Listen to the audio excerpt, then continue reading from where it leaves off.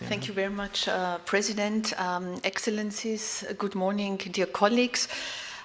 First of all, anzi di tutto vorrei ringraziare il Ministero degli Esteri per questa invitazione, and I will switch now to English for everybody's. But coming from the Austrian diplomatic service, we are supposed to speak a couple of words in Italian as well. Very good. And with that, I'll concentrate in my speech on the on the elections as such, including electoral assistance, and then I will be complimented on that by my colleague from the Commission, from INTBA. On election observation, I will then close with 4 remarks at the end. Well, basically what we have heard from the preceding speakers is that there is a backsliding in democracy. I'd like to mention a number which is 75% of today's world's population live in autocracies or in countries that are facing democratic deterioration. This is a number I think we should be aware of, and we should work with that. Second, it is of course no longer clear that we can take democracy for granted. This is a fact, and this trend has both affected not only Africa, but of course also Europe, the European continent. In Europe, we observe the need to renew democracy and of course re-energize citizen supports, and we are also currently experiencing cases of democratic stagnation.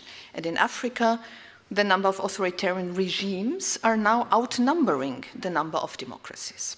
So this is where we are. 2 points on elections. Much has been said already, but 2 main messages. The organization of credible, but also of inclusive and peaceful elections continue to constitute a core element of democracy worldwide, including, by the way, the return to a democratic constitutional order. Although slightly decreasing, the Afrobarometer confirms that most of the Africans want to choose their leaders through the ballot box. And this, I think, warrants our attention. It is not only that people do want to participate in elections, but they want also credible and meaningful elections. And they also want a functioning institutions to translate the will of the citizens. Second, the European Union has, of course, provided since many, many years support to promote the organization of credible electoral processes worldwide and also, of course, on the African continent, various forms and shapes, including technical assistance.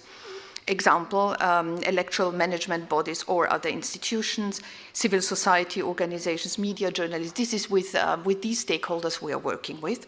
And I'm looking forward to Chiara, who will speak a bit more than from the Commission's perspective on EU electoral and democracy assistance. Second, on election observations.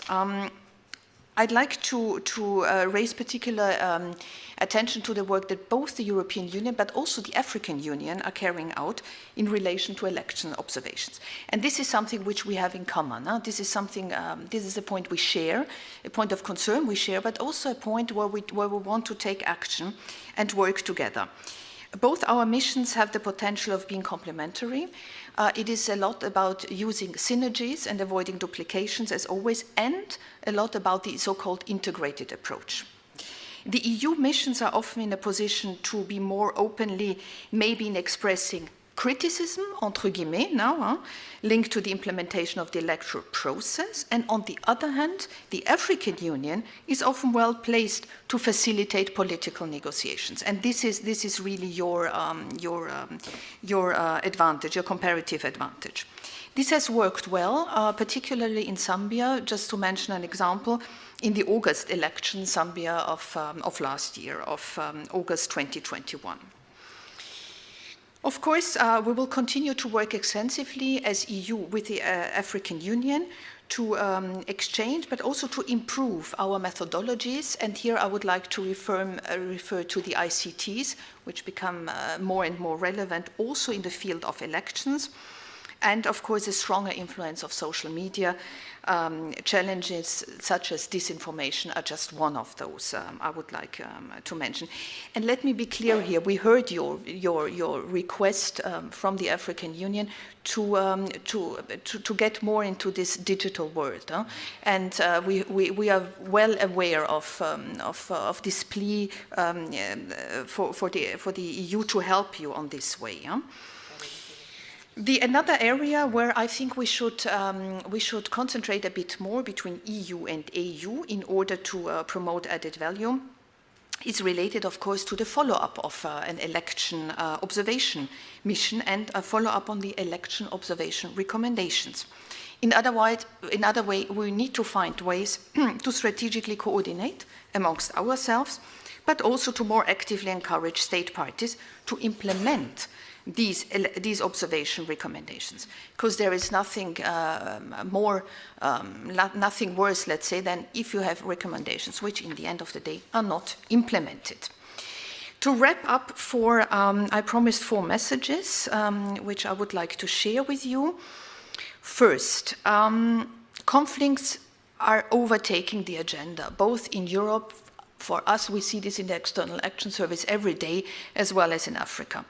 And the EU-AU summit will focus on exactly peace, but also on these security aspects. However, we see that long-term development, prosperity, stability, etc., require that peace and security on the one hand, but also that good governance, democracy, human rights on the other hand, are being promoted simultaneously. My second message would be that in view of the severe current challenges to democracy, in both continents, by the way, we both need to be alert to current developments. Working together through exchanging information, again, through the integrated approach, fostering cooperation, but also to identify where we can join activities will be crucial. My third point, and this is a very relevant for me, is in order to foster democracy around the world, in order to be able to monitor abuse of power, but also in order to be holding governments responsible for crimes against human rights, also for upholding the principles of the Universal Declaration of Human Rights, which next year will have its 75th anniversary, and the Vienna Declaration Programme of Action's 30th anniversary. Civil society engagement is key. We haven't talked too much about civil society as of now, but this is really key for all of us. And colleagues, excellencies, to finish, human rights is not a dividing line between left and right. It's just a dividing line between right and wrong. And human rights, and there you can be sure, for the European Union, they are universal, and not just for us, for everybody, and they are indivisible. And what do I mean by that? Indivisible means that we will continue to push, to promote, to defend civil and political rights, but we will also engage with you and continue to engage and strengthen our cooperation on economic, social, and cultural rights. These two covenants go together. There can't be civil and political without ESC. Can't be ESC rights without civil and political rights. They are indivisible and they are universal. They apply to everyone, everywhere, and they do not belong to anybody, not to a single government, not to the EU, not to the AU. They belong to the people. And with that closing remark, this is not a romantic notion, or this is not an old-fashioned notion to push for universality. This is hardcore foreign policy for the European Union. Thank you.